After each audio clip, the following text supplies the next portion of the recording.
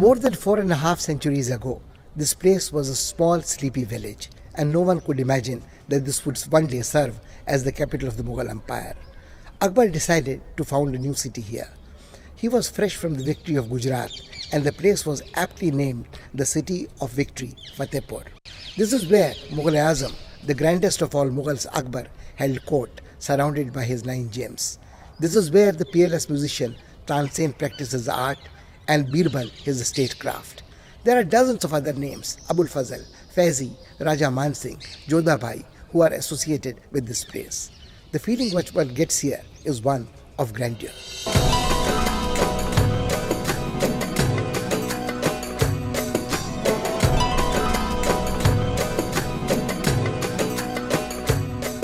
About 225 kilometers away from Delhi, the fort of Fatehpur Sikri is in Uttar Pradesh.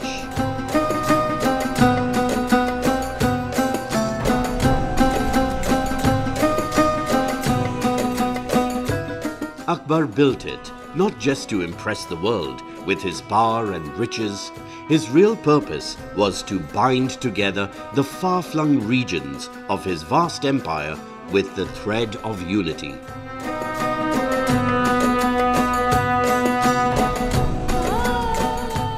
Although the beauty of the buildings here is breathtaking, they stir the soul and evoke in one the feeling that this is merely the overture before some spiritual discourse.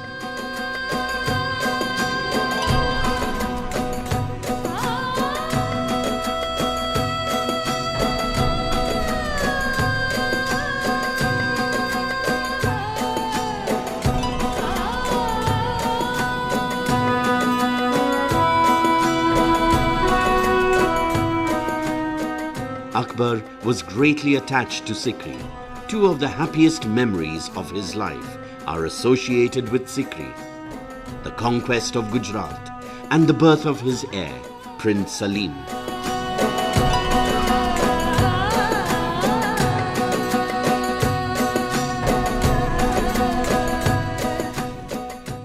He supervised the building of this fort.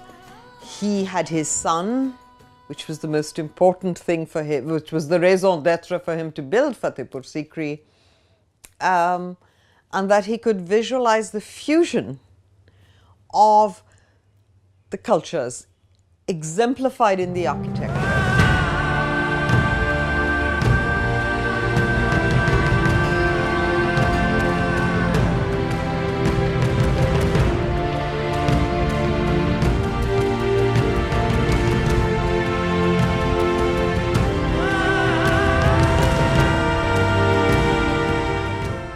Fatehpur Sikri is recognized by its most prominent landmark, the Buland Darwaza.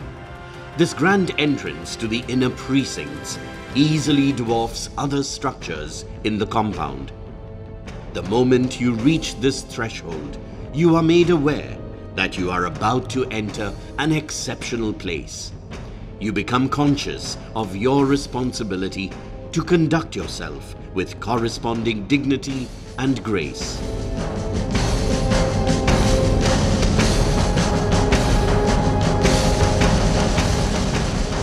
Gateways are actually statements, that symbolize power and authority of the space. When you're standing next to a gateway of that scale, it's the monumentality that strikes you, which is most impressive. And that's the entire idea of, someone entering or being at the entrance of a palace complex or fort.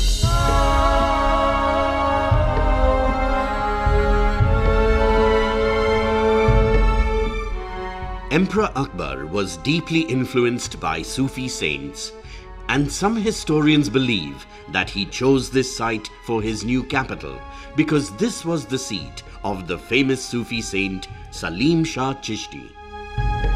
It was he who had forecast the birth of a worthy heir.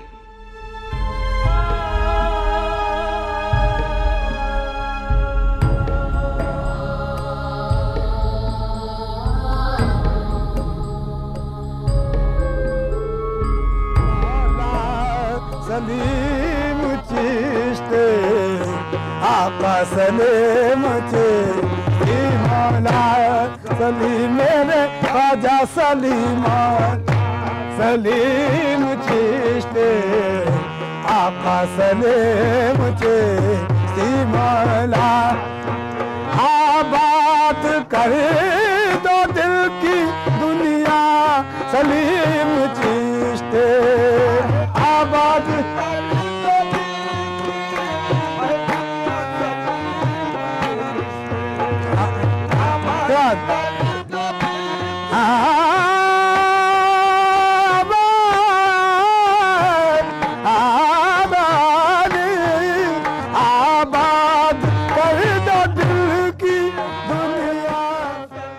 दुनिया के कोने कोने से लोग औलाद की ख्वाहिश से तमाम विशेष मांगने के लिए यहाँ पर हाज़िरी देते हैं, मिन्नत का धागा बांधते हैं और उसके बाद जब उनकी मिन्नतें पूरी हो जाती हैं तो फातह ख्वानी करते हैं, तबरुकात बांटते हैं, प्रसाद बांटते हैं अपनी हैसियत के मुताबिक, और वो सिलसिला आज तक जारी है।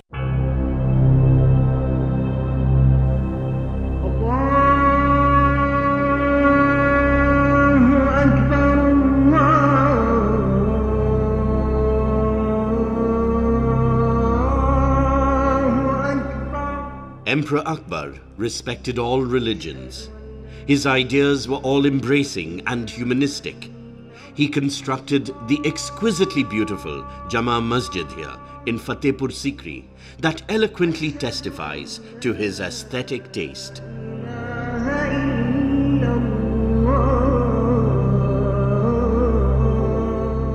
इस मस्जिद के अंदर चले जाइए तो आपको ये मालूम होगा कि आप किसी जैन टेम्पल में आ गए। आज भी जैन आर्किटेक्ट मौजूद है, हिंदू आर्किटेक्ट मौजूद है, डेजेंटीनी आर्किटेक्ट मौजूद है, महलों में बुद्धिस्ट आर्किटेक्ट मौजूद है।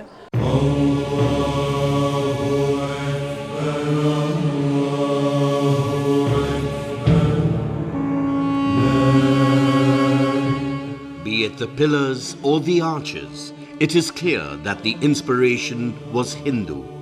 You encounter motifs like a lotus at one place and a pitcher or bells at another.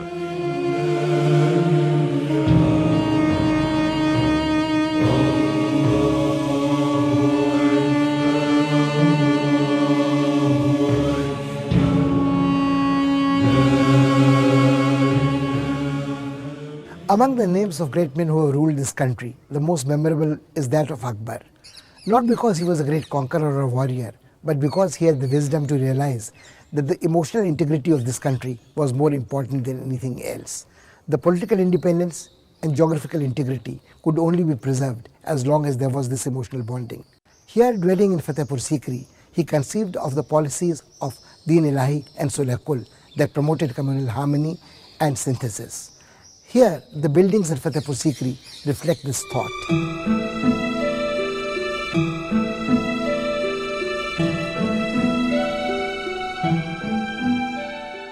Panch Mahal is a 5-storied open pavilion without any walls. The 84 pillars supporting the roof are decorated with fine carvings.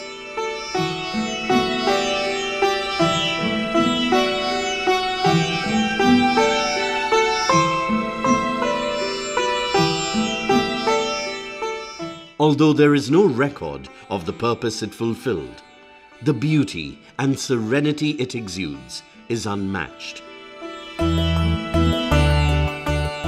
One experiences a sense of infinite open space. Man remains in communion with nature.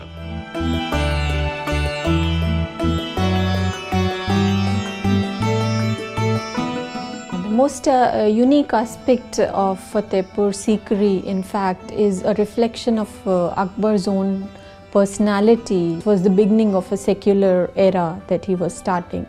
And you see that reflection in the spatial planning and architecture of Fatehpur Sikri. Till date, architects find it one of the most outstanding examples where you see a spatial fusion of the Mughal architecture with the indigenous Hindu architecture. Anoop Talab is built in the middle of the courtyard and comprises the innermost part of the palace. We are told that it was used as an open-air arena for musical recitals to regale the emperor.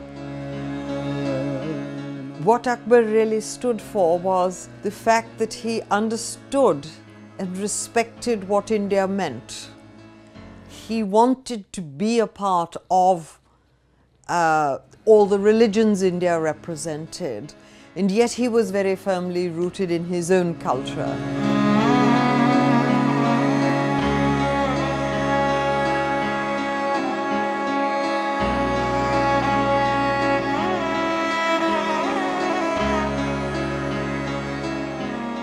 This sanctum was used by Akbar for his residential apartments.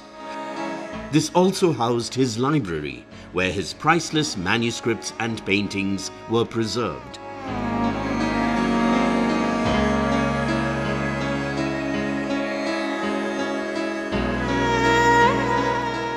The bedroom was aptly called Khwabgah, the dream house. The whole idea of being in his Khwabgah, where he could dream the impossible dream. He could dream of a unification of all the faiths, of spiritual unity, of the multiple faiths of India coming together. Akbar participated in metaphysical debates and at times settled intellectual disputations in the Ibadat Khana and Diwan-e Khas. It was here that he founded Deen-e-Ilahi and formulated the policy of Sulh-e-Kul that established lasting peace between the Rajputs and the Mughals.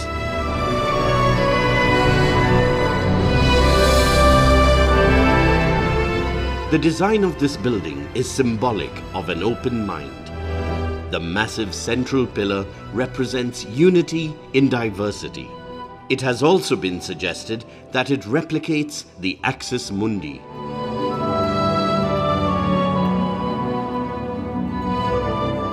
The architecture of Diwan-e Khas seems to embody the characteristic features of Akbar's administration.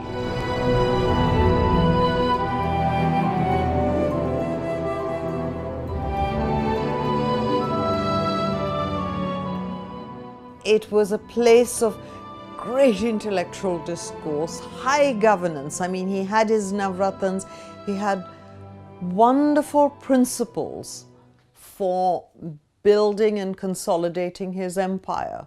This is where Akbar changed how the Mughals were going to rule India. It's where he defined inclusive systems of governance. He brought Jodhabai, he had his son. He celebrated his victories, he celebrated being the great Mughal emperor. So in many ways, Fatehpur Sikri was his statement of empire.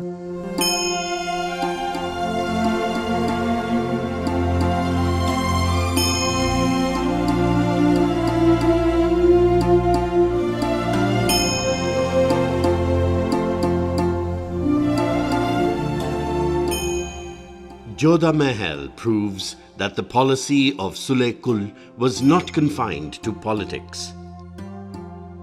Akbar really desired to introduce Hindu Rajput traditions in imperial public life. Relevant practices celebrating diversity, he felt, could reinforce unity and lead to emotional integration.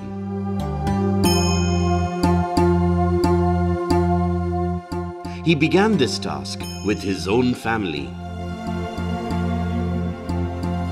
Jodhabai Palace typically shows the Hindu kind of temple kind of architecture with the trapeze system where you have beams and columns and intricate carvings on the sandstone, which are more figural than geometric in nature and more floral in nature. So it again relates more to the Hindu temple architecture.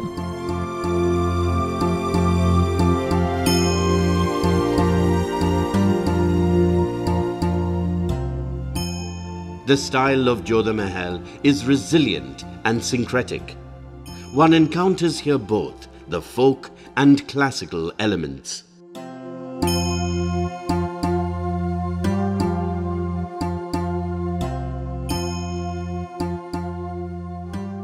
It is said that this palace was constructed under the personal supervision of Jodhabai, and she was the source of inspiration for the master craftsmen at work.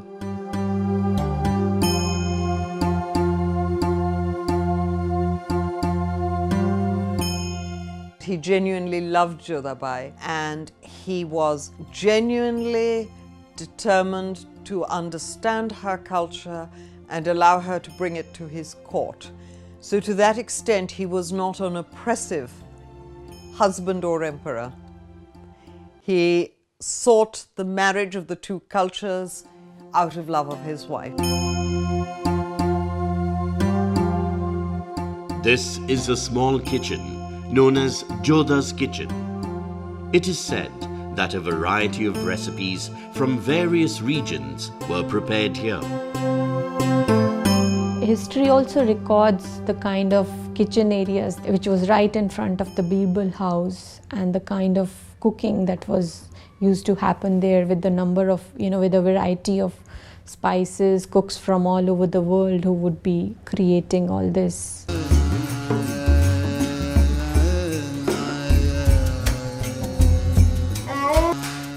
The Mughal Empire was at its zenith during the reign of Akbar. Traders from different countries came to Sikri. This caravanserai tells us that the glory of the Mughal Empire depended not only on its military might, but also on flourishing trade and commerce.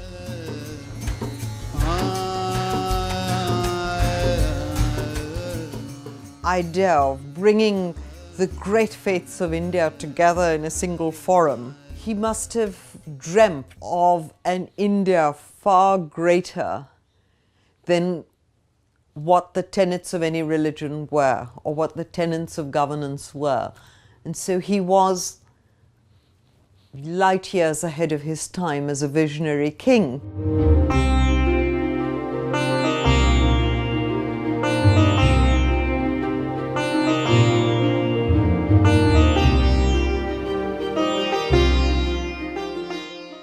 Birbal Mahal is decorated with Hindu motifs and designs that recall old palaces and temples.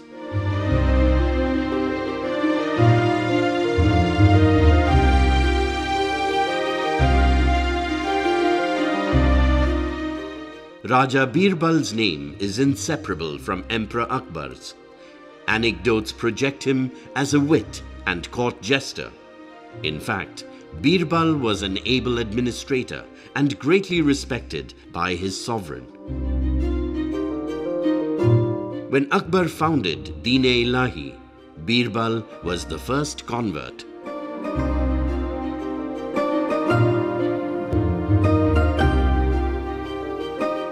The notion of plurality was a notion that Akbar accepted with open arms. His Din-e-Ilahi was ultimately an attempt to bring Hinduism and Jains and Buddhists and the various sects of Islam together into some kind of a congenial dialogue, and realize the fact that ultimately all religions lead to the same ultimate goal. This realization in Indian history was only with Ashok, who had these rock edicts which said, you will not disrespect any religion. And that entire story of Indian, shall we say, pluralism, the Indian respect for diversity and diverse views, got fortified by these two great emperors.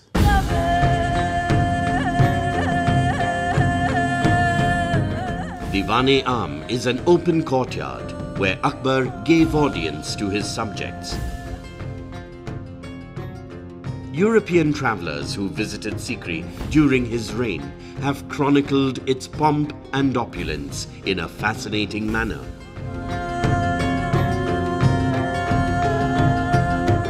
But for the brief shining moment that he held court in Fatehpur Sikri, it was at its most learned, at its most cultured, and perhaps at its pinnacle.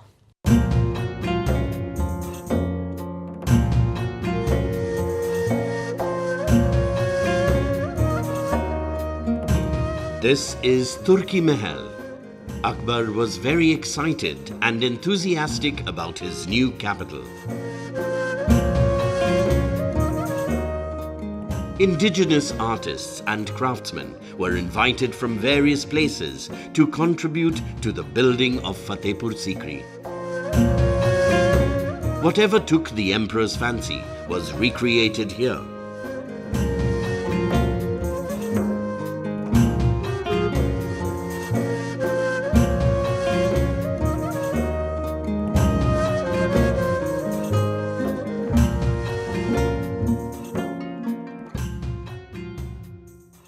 Many centuries have lapsed since, but nobody has been able to solve the riddle that why the city was deserted so soon after its foundation.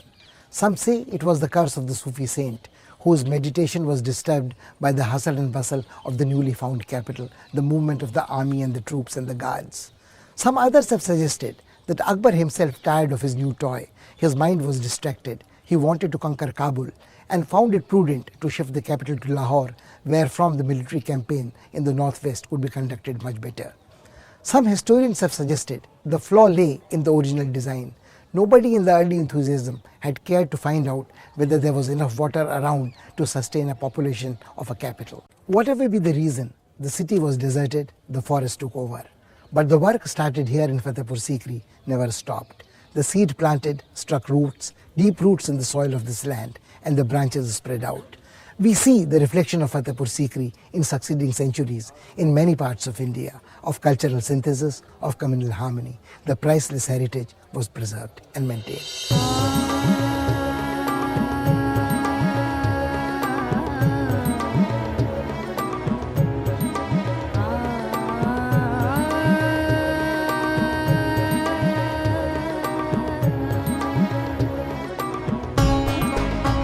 Fatehpur Sikri tempts visitors to come again and again.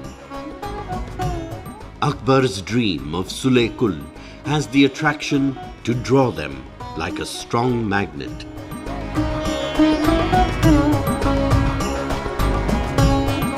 If I go to Fatehpur Sikri as a tourist, I would love to be able to understand and feel the dreams that Akbar dreamt, and to be able to understand the multiple layers at which life must be lived. There must be high sport, there must be great intellectual discourse, there must be profound spiritual belief. There must be everything. When we visit Fatehpur Sikri, we need to dream, because it would be as relevant today as it was then.